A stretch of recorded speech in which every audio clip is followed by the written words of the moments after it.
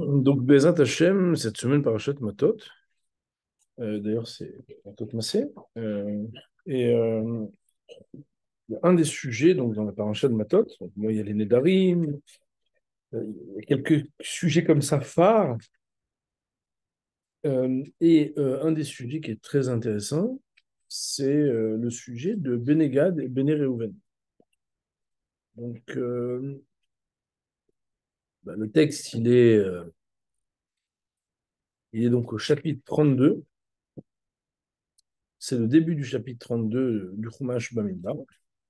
Et là-bas, en fait, la Torah nous dit que Mikne Rav Aya Livne Reuven Velivne Gad Atzum Meod. Il y avait beaucoup de bétail pour les enfants de Reuven et les enfants de Gad. Vaïrou et Teretz Yazer et Teretz Gilad, Vini Amakom Makom Mikne. Et ils ont vu qu'il y avait une terre qui était, on va dire, propice au pâturage et qui était de l'autre côté de la frontière d'Eretz Israël. Alors, Vaïavou Bne Gad ou Bne Reuven, Vaïamrou El Moshe Ben Lazar Cohen Ben Israël, elle est morte. Ils sont venus, les enfants de Gad et de Reuven, et ils ont parlé à Moshe, à Elazar à Cohen, au prince du peuple, et ils leur ont dit la chose suivante. Euh, il y a une terre qui était une terre que nous venons de conquérir, que nous venons de dépasser, et qui est fertile. Ce qu'on aimerait, nous, c'est on aimerait ne pas passer de l'autre côté du Jourdain pour entrer en Israël, mais rester installé ici. On est bien ici, on est. Moshe de leur dire, ah, quoi, vos frères, ils vont venir en guerre pour se battre, pour conquérir la terre d'Israël, et vous, vous allez être installés ici. Et le texte dit, Israël. Comment est-ce que vous pouvez faire du mal au cœur des Bnei Israël que de choisir de ne pas entrer en Israël? Et ויחרף השם ביום ההוא וישבע לאמור אם יראו האנשים עולים ממצרים בין 20 שנה ומעלה את האדם השם שבאתי לעם ישראל יעקב כי לא מלאו אחריי בלתי כאלה ונפנה כי נזי יהושע בן נון כי מלאו אחרי השם. Que je vois à plusieurs reprises s'était mis en colère justement en punissant les Bnei Israël de ne pas pouvoir entrer en Israël. Et vous maintenant, vous faites ceux qui refusent de rentrer en Israël un peu comme les explorateurs, mais là c'est l'heure de rentrer. Vous nous parlez de votre bétail, de voilà, je peux avoir une villa, je peux avoir une maison, je peux avoir un business, je peux, somme toute, je suis en France, je suis en Suisse. Voilà, je veux dire, je suis bien, quoi, je suis installé, laissez-moi.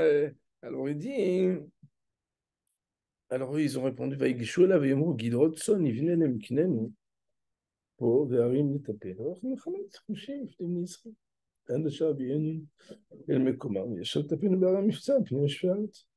on a une idée. Moshe, on a une idée. On va installer nos familles ici et on va partir, nous, les premiers en guerre. Et nous ne retournerons pas et jusqu'à ce que l'héritage et la conquête d'Israël se partagent à tous, nous ne retournerons pas chez eux.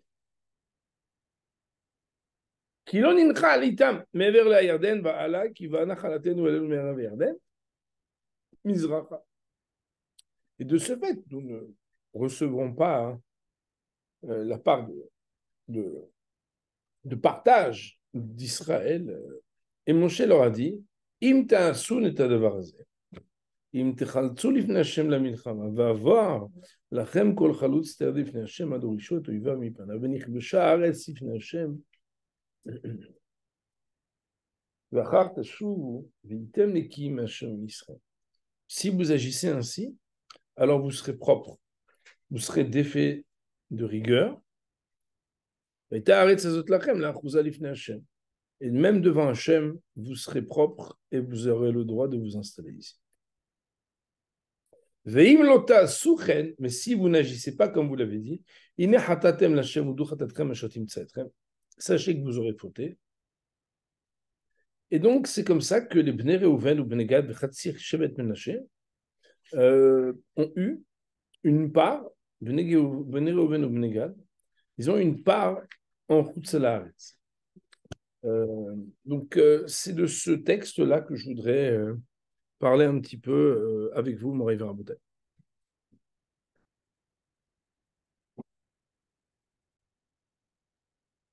Donc, on est dans Rav Dessler sur cette partie. Bnei Gad ou Bnei Reuven, première partie. Donc, c'était en 5712, le mercredi de la paracha Matot Massé, 5712 moins 83, vous avez compris, quoi, ça fait quand même 71 ans, non, c'est ça? Ouais, ça fait beaucoup d'années, hein. C'était Rav Dessler à Ponevezh, il y a 71 ans, ouais, plus de 70 ans. Beseder Matot, dans la Sidra de Matot, il est marqué au Miknera, Vayal ibn Reuven, ibn Gad, Atzum Meod, Veiru et Eretz Yazer, etc. Vine Makom Mikne, Vayomru, Imatzanu Chen Beinecha, Yutan et Haaretz Azot La'avadecha Al Taviron Teyarden. Donc tout ça, on l'a vu un peu. Hein. Vayu Moshe ibn Gad, ibn Reuven, Achichem Yahu la Milchamet Teshupo, Moshe Rabbeinu alav Shalom. Donc Moshe Rabbeinu, Iskim Shem Yirshu et Tever Yarden Velo et Eretz Israël. Moshe Rabbeinu a été d'accord qu'ils héritent en partie de la Jordanie, on pourrait dire, et qu'il ne dépasse pas le Jourdain pour entrer en Israël. Et là, chez Tahan, sauf qu'il a eu comme argument, est-ce que vos frères vont aller en guerre et vous allez rester là? Mais si Béhémet, ils n'avaient rien demandé, tout le monde est d'accord qu'ils allaient rentrer en Israël, naturellement.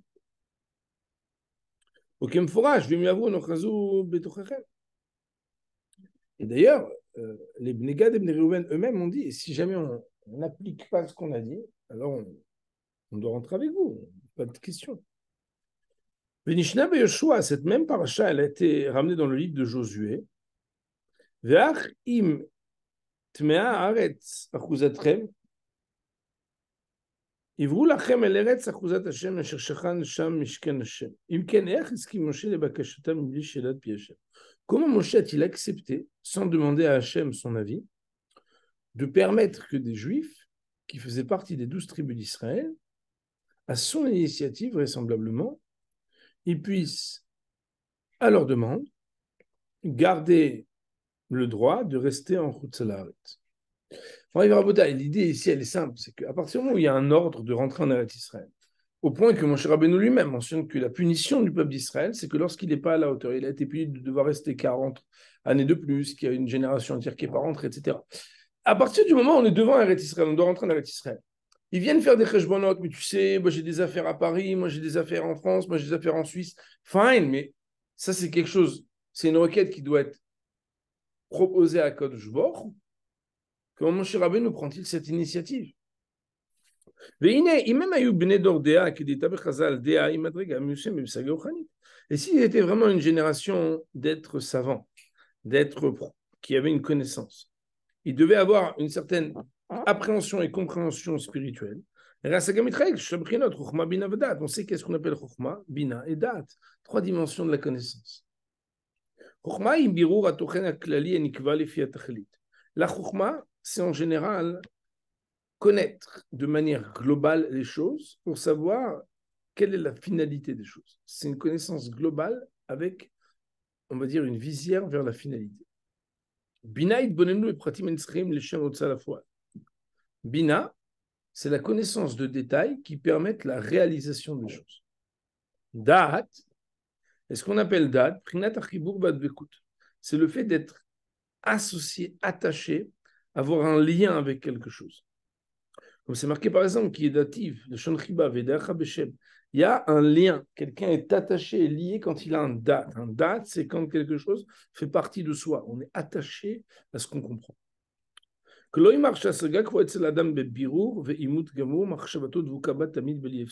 C'est quand quelqu'un, c'est pas qu'au moment où il étudie, et puis après ça y est. Au moment où il réfléchit, après c'est non, ça fait partie de lui. Quelqu'un qui a un date, c'est quelqu'un qui non seulement a compris dans sa globalité quelque chose, non seulement il a compris les détails d'une réalisation, mais aussi c'est quelque chose qui l'accompagne partout où il est. D'ailleurs, on sait bien, Moray Verabotech, quand on discute avec des gens, des fois, les gens, hein, on a l'impression qu'ils ne comprennent pas ce qu'on leur dit. Attends, j'ai expliqué un truc, c'est clair. Mais ils ne vivent pas dans le même monde. Pourquoi? Parce qu'en fait, ils ne peuvent pas voir les mêmes choses s'ils n'ont pas le même date. C'est comme si c'est des lunettes sans lunettes. c'est que la manière avec laquelle tu as appris à voir le monde fait que, en fait, ton appréhension du monde t'accompagne selon ce que tu as compris du monde. Quelqu'un qui a compris l'amitié d'une certaine manière, bah, il vit l'amitié d'une manière naturellement. Mais une fois, il a appris. Et il a compris. Et il a réfléchi sur les détails de sa réalisation. Et au moment de l'épreuve, au moment de la concrétisation de sa vie en fonction, il ne va pas dire attends, je réfléchis comment il faut être ami, mais en fait, quelque part, naturellement, ça fait partie de lui. Le date, c'est lorsqu'on a intégré quelque chose qui fait partie de nous totalement et qu'on vit selon des principes, entre guillemets, les principes de notre compréhension du monde. Il dit le Rav, à ce moment-là, on a quand même un problème. Pourquoi? Parce que si on dit ça, hein, si la génération du désert s'appelle Dordéa, on a utilisé le mot Déa, on n'a pas parlé de Chokhmah et de Bina. On parle de Déa, de Da'at.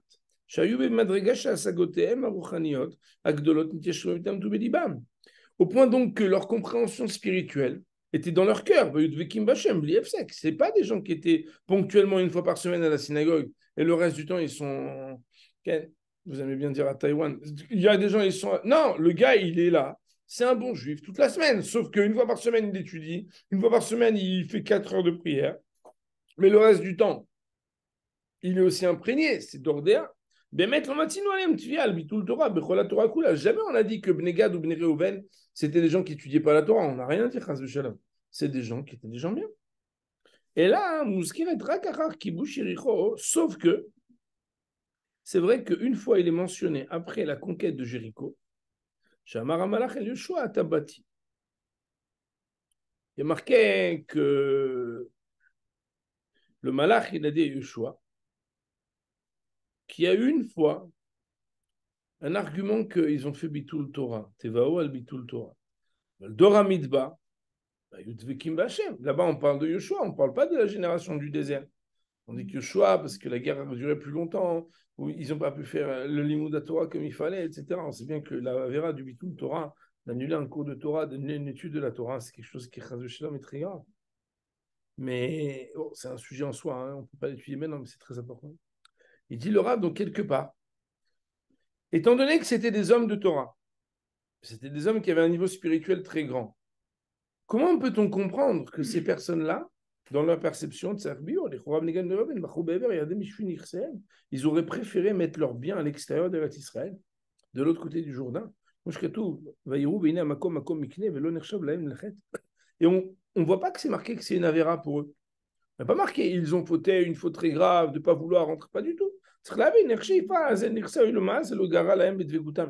Comment on peut imaginer que le fait d'avoir préféré rester en Chutz La'aretz pour des considérations qui sont matérielles, Rabotai.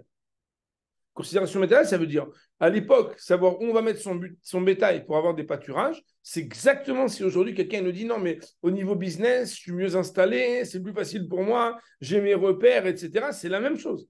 Pourquoi est-ce que ça n'a pas été considéré dans la Torah comme une avéra? Donc on a une double question. Comment Moshe n'a-t-il pas demandé à Kodesh Baruch Hu? Comment des hommes de cette hauteur ont-ils eu cette initiative? Troisièmement, pourquoi Béhémet, ça n'a pas été considéré comme une faute? Il nous dit le Rab L'Chol Echad Chelko Bekidush Hashem. Chacun a sa part dans le Kiddush Hashem. Et Nicolas Adam, il est un bon Bekidush Hashem. On sait que tout le travail de l'homme sur la terre, c'est de multiplier la sanctification du nom de Hashem. Et tout ce qui a été créé est là que pour servir à l'homme, liot kelim la avodato bekidush Hashem, pour être des outils qui sont au service de ce que l'homme doit travailler pour sanctifier le nom d'Hachem, et révéler sa grandeur et son honneur. Que Moshe Neymar, comme d'ailleurs le verset de Isaïe qui est cité dans la Mishnah dans le Pirkei Avot, Kol hanikra bishmi velichvodi berativ yetzertiv afasitiv, il y a donc là-bas que tout a été Kol ma shebara kajvochu beolamo lo beraolo lichvod. Tout ce que Kajvochu il a créé dans son monde, il a créé que pour son honneur. Ça veut dire pour qu'on puisse l'utiliser pour révéler son honneur. Et alors, quatre fois Mekoubalim. Les Mekoubalim, les kabbalistes ont écrit. Chez Me'avodat Israël ou la tzil et nitzotzot agdusha shebegalot betoch hatumah. Il incombe au peuple d'Israël, aussi dans son travail, de faire sortir de délivrer les étincelles de sainteté qui se trouvent dans la galoute, dans l'exil, à l'intérieur de ce qui est impur. Nous avons déjà parlé de ça un petit peu plus haut, donc toujours dans le deuxième volume à la page 212. Et Mahamar Shlemuto chez Yaakov, quand on a parlé de l'intégrité de Yaakov. Mais là, on va en parler un peu plus.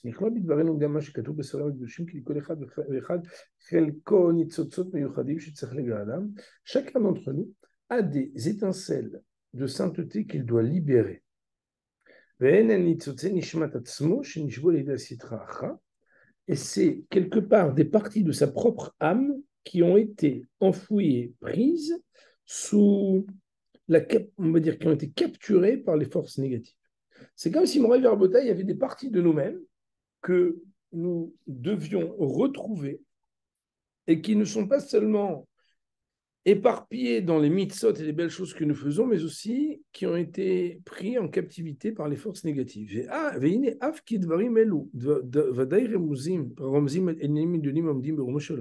Et même s'il semble clairement que ces sujets-là sont des sujets kabbalistiques très profonds, qui sont littéralement très hauts dans le monde et qu'on ne peut pas parler, mais néanmoins, selon notre niveau à nous et afin de rapprocher quelque chose de notre entendement et de notre intelligence, on va quand même essayer d'expliquer quelque chose. Autrement dit, le Rav ici nous dit que le monde a été créé pour être au service de l'homme dans son travail, et le travail de l'homme, c'est de révéler le Kiddush Hashem, la sanctification du nom d'Hashem et son honneur. Chacun d'entre nous a une part à libérer, et il y a une part de nous-mêmes qui doit libérer des étincelles de sainteté qui parfois sont aussi prisonnières à l'extérieur de l'espace de la Kedusha, dans l'espace de l'impureté, qui est représenté par l'exil.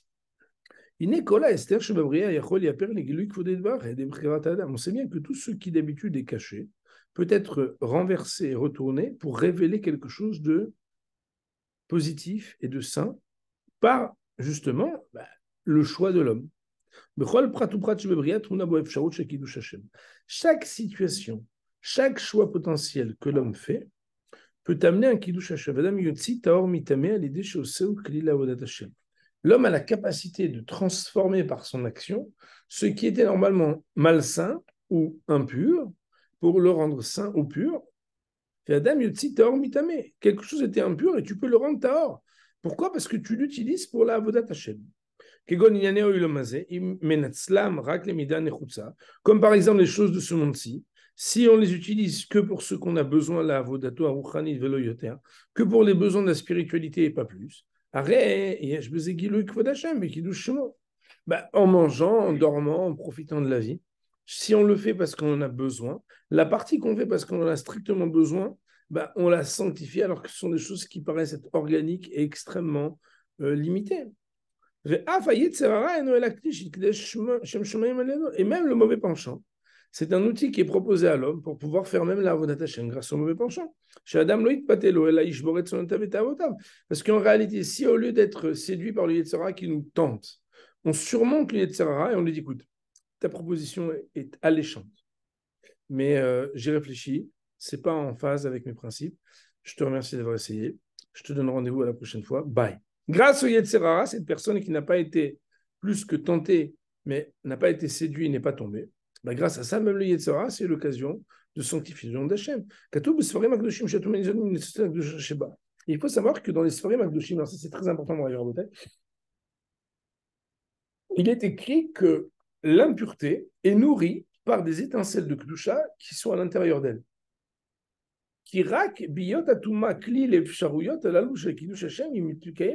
Parce que sans que l'impureté n'ait la possibilité de permettre qu'il sorte, des fois en la détruisant, des fois en la refusant, des fois en la repoussant, quelque chose de la sanctification de Dieu, elle n'a pas de raison d'être. Puisque c'est impossible que quelque chose puisse être réel et puisse être dans le monde de la création s'il n'est pas là pour permettre d'une manière ou d'une autre la sanctification de Hachem. Je pense qu'il faut que j'explique ici un petit peu parce que ce sont des notions qui peut-être paraissent évidentes pour les uns et moins pour les autres. Il y a un texte que le Rav Brody nous cite tout le temps. Le Rav Brody est notre maître au Beth Midrash, c'est l'élève de notre maître qui nous a quittés il y a quelques années, le Rav Moshe Shapira Zatzal. Le Rav Nachum Yitzhak Brody cite tout le temps le Shla Kadosh qui dit que si le bien a été créé pour révéler le bien, le mal a été créé aussi pour révéler le bien. J'ai l'habitude de le répéter, ici, moi, à mon niveau aussi, c'est d'arriver à comprendre, Morin Verabotay, que, en fait, étant donné que Baruch il est Tov, bah, celui qui est Tov, il est comme Maïtiv. Le mail est automatiquement, hein, si Akash Baruch qui est bon, il n'y aurait que le bien qui peut émaner du bien, comment comprendre la réalité du mal? La réalité du mal ne peut être là que comme un outil qui, d'une manière ou d'une autre, en définitive, ça veut dire aussi à la fin, doit servir pour permettre le bien. Comme on le sait, par exemple, chez Adam Arishon, avant la faute, le Rambam explique qu'à l'extérieur de lui, il y avait le vrai et le faux, il n'y avait pas le bien et le mal, et dès lors qu'il a commencé à fauter, alors il y avait une des réalités, ce qu'on appelle de Tobera Biruya. C'est la confusion entre le bien et le mal. Notre vie est toujours confrontée à savoir qu'est-ce qui est bien et qu'est-ce qui est mal. Mais en réalité, quand nos Chachamim nous disent Veine Tov Meod, que je crois qu'il a créé le monde, voilà qu'il est Tov Meod, Chachamim nous disent Tov, c'est le Yetzirah Tov.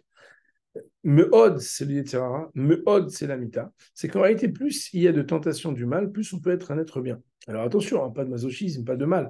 On ne va pas se mettre en situation périlleuse pour pouvoir se dire non, mais parce que comme ça, au moins, je vais révéler le bien. On n'a pas le droit de le faire. Mais étant donné que la condition inhérente à la nature humaine, c'est d'être confronté au mal, aux épreuves, à la tentation, à la difficulté, il faut savoir que cette tentation et cette difficulté n'est pas une fatalité pour nous faire tomber. Pourquoi? Parce que si on la considère comme une fatalité de nous faire tomber, c'est qu'on méconnaît la nature profonde du mal. C'est que le mal n'est là que pour que je puisse le surmonter, pour, grâce à lui, entre guillemets, inscrire cette tentation dans la sanctification du nom d'Akadosh Baruch. Donc, il ne peut pas y avoir de mal pour le mal. Parce que si le mal n'était là que pour le mal, il ne peut pas exister. Al-Kochacha, tu es obligé de dire que le mal est là pour te permettre, par ta réaction, par ton action et par ton libre arbitre, d'en faire quelque chose qui devienne un outil dans la Avodat Hashem. Et bien évidemment, ça paraît évident ce que je vais vous dire, mais ce n'est pas du tout évident. Pourquoi? Parce que dans cette guicha, dans cette appréhension du monde, les épreuves de la vie, le mal, les souffrances, barminal la maladie, barminal les choses graves, en fait, elles ne sont pas abordées, en tout cas, on ne devrait pas les aborder uniquement en disant « Oh là là, c'est dur, mais qu'est-ce que je dois en faire? Oh là là, j'ai mal, mais qu'est-ce que je dois en faire? Oh là là, j'ai quelque chose qui ne se passe pas comme je voudrais, mais qu'est-ce que je dois en faire? » Puisque cette réalité-là, elle doit forcément, puisqu'elle est là, permettre le Kiddush Hashem. C'est à l'homme qu'il incombe cette mission de chercher, de trouver, de réaliser ce qu'il en est de ce qui peut être le Kiddush Hashem. Et d'ailleurs, le Rabbi dit, c'est la vitalité du mal, c'est de pouvoir laisser sortir de lui, par l'action et la réaction de l'homme dans son libre arbitre, quelque chose du Kiddush Hashem. Il n'est pas possible pour l'impureté de se maintenir lorsqu'elle n'a pas aussi une possibilité de se retourner pour la sainteté. Car il n'y a rien d'autre qui ne puisse exister sauf le Kiddush Hashem ou le potentiel de Kiddush Hashem. Lorsque Khalil avait Chas, Dieu préserve, il n'y aurait plus de possibilité du tout de Kiddush Hashem, d'une réalité de créature. Avec Shabbat Lev Shorot Metziuto, elle ne peut plus être réelle. C'est impossible. Et à ce moment-là, si ça arrivait, la seule chose qui puisse alors, quand quelque chose est totalement impur, et qu'on a l'impression qu'il n'y a plus aucun espoir que cette chose-là permette le Kiddush Hashem, la seule chose qui reste du Kiddush Hashem de cette chose, c'est son anéantissement. Puisque par définition, à ce moment-là, hein, c'est le Kiddush Hashem que le mal absolu disparaisse, puisque le mal absolu qui disparaît, c'est de dire que ce qui ne peut pas permettre et procurer dans le projet divin le Kiddush Hashem, il n'existe plus. Sa raison d'être n'est plus, il n'est plus. Cependant, néanmoins, si l'homme a perdu les occasions qui lui étaient proposées, il n'a pas à sanctifier le nom d'Hachem avec les outils qui lui ont été donnés. Ça peut être tout un outil, ça peut être l'argent, ça peut être l'intelligence, ça peut être la patience, ça peut être une belle voix, ça peut être n'importe quoi. Il n'a pas mis à profit ce qui était caché, ce qui était impur, afin de sanctifier le nom d'Hachem. Et là, mais il a dit non, c'est pour moi. je l'ai utilisé que pour moi. Ça veut dire dans un projet qui est un projet séparé de la volonté d'Hachem. Alors à ce moment-là, ça s'appelle des étincelles qui s'annulent, et c'est des étincelles qui meurent en exil. C'est quoi les étincelles qui meurent en exil? C'est des étincelles qui sont laissées, qui sont des potentiels gâchés de sanctifier le nom d'Hachem. À ce moment-là, l'homme, il a manqué une occasion, il a manqué 2 occasions, il a manqué 10 occasions. Il a laissé périr comme un peu des potentiels de vie qui ont péri et qui auraient dû donner naissance à quelque chose de spirituel et qui ont été gâchés. Et il dit le Rav, ça c'est dans la globalité du projet. Mais dans l'individuation, je ne sais pas comment on peut appeler ça, mais en tout cas, l'école echad ve'echad, mais chacun d'entre nous personnellement, chacun a des étincelles qu'il doit délivrer. Chacun d'entre nous a une mission Kiddush Hashem avec une carte spéciale de mission. Chez Bavro, Kibel et Mezek Kochotam Yuchadim. Où Reuven, il a reçu les forces de Reuven pour libérer les étincelles que Reuven il doit libérer. Shimon, etc. Et chacun, il a reçu. Ou le fille, ou le piv, aime kol anisionet chez Mazminimlo. Et c'est en accord avec sa mission, ses outils et les étincelles qu'il doit libérer que toutes les épreuves de sa vie se présentent à lui. Tochen Adamou. Et donc à ce moment-là, la vie d'un homme, c'est quoi? Kiddush Hashem shebechelko. Sanctifier le nom d'Hachem dans la part qui lui est donnée. Et c'est ça en fait l'âme spirituelle, vous savez, qui est au-dessus de la tête, qui éclaire l'homme et qui reçoit une lumière qui vient de plus haut. Son existence intérieure et spirituelle, c'est ça, c'est en fonction de ce qu'il est, le gars. Mais on lui fait un package, on lui donne tout ce qu'il faut pour qu'il puisse réaliser en fonction de sa mission à lui ce qu'il doit faire. Et tout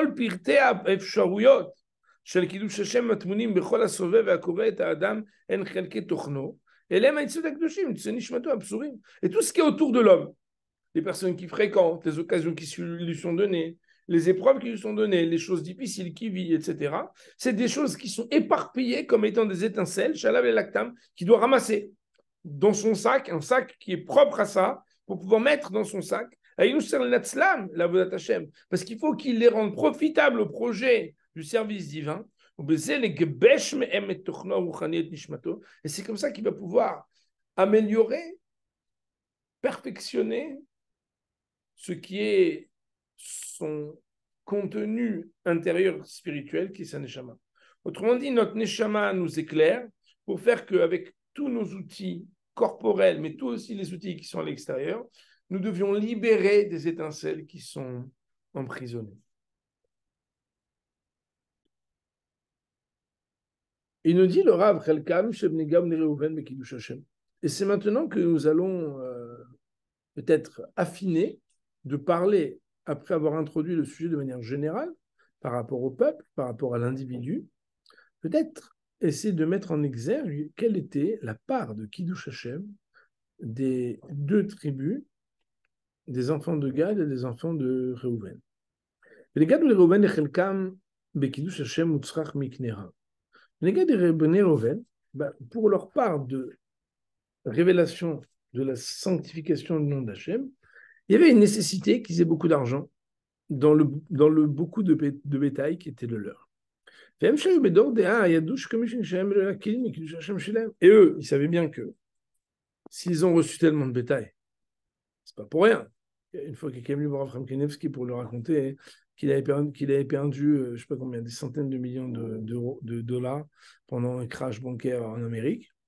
Et là, il dit, parce que tu avais tout cet argent sur un compte. Et le gars, il ne comprenait pas ce qu'il voulait dire. Et alors, il dit, qu'est-ce que tu fais avec tellement d'argent si ce n'est pas pour l'utiliser? Il ne comprenait même pas. Normalement, quand quelqu'un a beaucoup d'argent, ce n'est pas pour le garder, c'est pour faire des choses avec. Mon Rav Zatzal, une fois, il m'avait dit, j'ai connu beaucoup de gens très riches dans ma vie.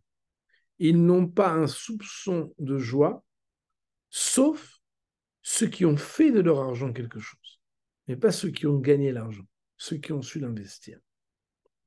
La seule joie que peut avoir un riche de l'argent qu'il a, c'est qu'est-ce qu'il est capable d'en faire. Pas combien il est capable d'en gagner. Et malheureusement pour nous, nous vivons dans un monde où les gens ne parlent que de gagner l'argent. Combien sont les riches qui disent, voilà tout ce que j'ai investi? Ils peuvent vous dire qu'ils ont dépensé pour échanger contre des plaisirs. Mais combien sont ceux qui ont pu dire, j'ai investi en donnant? C'est très rare. C'est une réunion à perte de raconter, moi j'ai investi là. Mais t'es bête ou quoi? T'aurais dû le garder pour toi. T'aurais pu faire ceci, t'aurais pu faire cela. T'aurais pu faire de l'argent avec l'argent. Vous comprenez ce que je veux dire? Il dit le Rav, Aleem, les poils, eux, ils savaient qu'il fallait que ce qui leur a été confié comme outil, qui sont les miknérav, tout ce bétail, il fallait qu'ils puissent libérer toutes les étincelles de doucha qui étaient à l'intérieur. Chez Daïn ou Kolev Sharout, chez Kiddush Hashem, chez Shana Soté Nirsem, ça veut dire que tout leur bien et tout leur argent doit servir au Kiddush Hashem. Vevin Shemakom Mukhal Lezé ou Ever Yarden, qui a Makom Azé Af ou Brinat Kli. Et ils ont compris que de la même manière que le bétail est un outil pour sanctifier le nom d'Hachem, il y a un espace qui est propice à ce que cet outil que nous avons, c'est peut-être aussi un outil spatial. C'est Ever Yarden. Il dit le Rav en bas, bon, que Ramzou Bemidrash Kameya, המשך מילתו של ראובן אביהם דהיינו הזהירות מגזל. Et on dit qu'en réalité, Reuven avait déjà plus haut montré qu'il faisait très attention à ne jamais profiter de quelque chose qui n'était pas à lui.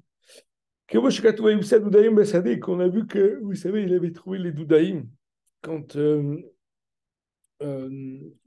savez, il y avait eu Rachel et Léa avec cette fameuse nuit qui avait été échangée c'était contre du jasmin, n'est-ce pas? Et là-bas, en fait, c'était très intéressant puisque il y a marqué que ce qui avait été trouvé, c'était Mina Efker velo Mina Gezel. D'ailleurs, marqué que d'après la halakha, normalement, on doit faire attention de ne pas faire paître des bêtes qui sont des bêtes de menu bétail en Israël. Mishum Shiroim Bisotachim, parce que le menu bétail, c'est très dur à le garder et des fois, ils vont dans les pâturages de champs qui ne sont pas à leur propriétaire. Et donc, il y a du gazelle.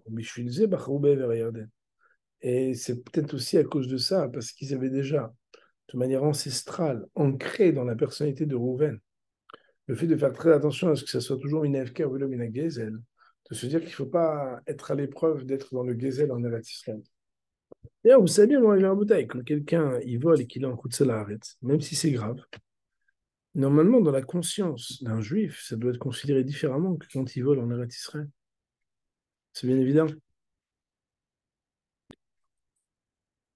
Dit le Rav, et c'est pas que ils étaient inquiets pour leurs troupeaux et que c'est pour ça qu'ils ont refusé Eretz Israël pour protéger leurs biens. Et là, des rabais, mais au contraire, c'est qu'ils étaient capables d'avoir le dévouement chez Vitrou Alishou, Vikar Eretz Israël, où ils se sont dit on aurait aimé vraiment venir en Israël, mais on réalise que selon les outils qui nous ont été donnés, même l'essentiel d'Eretz Israël qui est déchet, on comprend que tant qu'on est doté de cette richesse, on est contraint, engagé à une mission qui nous oblige à renoncer à notre amour d'Eretz Israël, parce que le plus important, c'est le Kiddush Hashem. Et le Kiddush Hashem qu'on doit faire, c'est que cela puisse produire, fructifier, réussir. Et d'ailleurs, c'est bien pour ça que Moshe Rabbeinu a accepté. Et que pour lui, c'était évident que le ciel était d'accord. Et לא מצינו שמשה רבנו מלעשות ביד הירדן כשכבשו, אלא שמתחם מזומן היה למה שבאמת נעשה בו. Moshe Rabbeinu, d'ailleurs, il n'a jamais été précisé dans la Torah qu'est-ce qui gouverne cette partie de la terre, qui est de côté du Jourdain. Comme si BMS, c'est quelque chose qui était prédit. D'ailleurs, Moshe Rabbeinu n'a rien dit. Il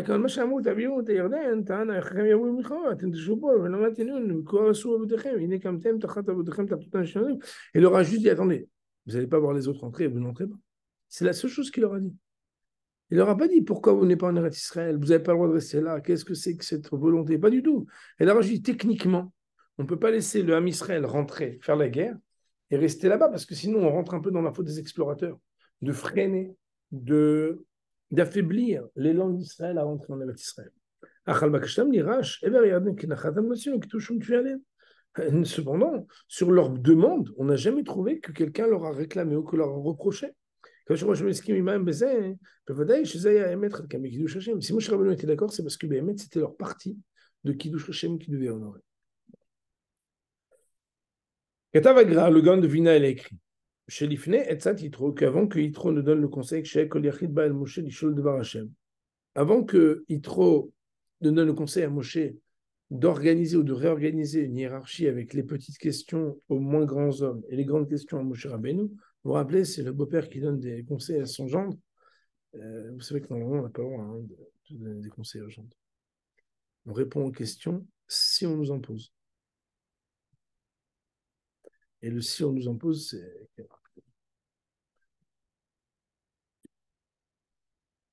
Chez Kol Yachid Baal Moshe, à l'époque, quand les gens venaient voir Moshe, avant que Moshe Rabbeinu ne redistribue des rôles, les gens venaient et disaient à Moshe Rabbeinu, c'est quoi la voie que je dois emprunter dans la Avodat Hashem? C'est quoi ma part dans le Kiddush Hashem? C'est quoi ma mission? Et comment je dois faire pour honorer au mieux la mission qui m'est donnée? Et Moshe Rabbeinu savait avec l'inspiration divine et la chokhma du visage, regarder le visage de chacun et dire, toi, voilà exactement ce que tu dois faire comme mission. Ça donne très envie, hein? C'est quelqu'un qui vous regarde et qui vous dit, voilà, toi, ça se voit. Comme c'est marqué dans le Zohar. Et Moshe Rabbeinu, il demanda à Kosh Baruch Hu quand il y avait un doute sur quelqu'un.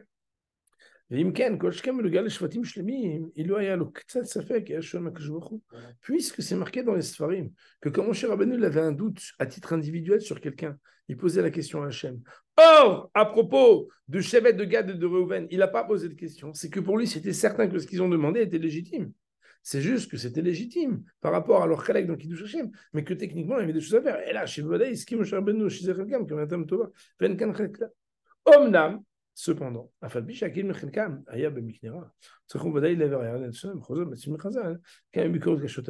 néanmoins, même si Béhémet, il y avait à propos de leur bétail une nécessité qui parle du Kiddush Hashem, la sanctification de Hashem, pour justifier ces outils qui leur avaient été donnés de tout ce bétail, et qui font que Béhémet, mon cher Rabbeinu, ne leur a pas reproché, on a trouvé plusieurs points de critique forte contre les Bnei Gad et Bnei Reuven dans leur démarche, comme nous allons, Bezrat Hashem, commencer à l'étudier. Autrement dit, le Rav vient nous dire qu'après avoir posé la question, défini le sujet du Kiddush Hashem, et donc répondu de la question pourquoi Moshe Rabbeinu a accepté, on va quand même faire l'antithèse, c'est d'observer dans le commentaire de nos maîtres qu'il y a des choses quand même à redire de ce qu'ils ont fait, de vouloir rester et de revenir en Koutz Haaretz.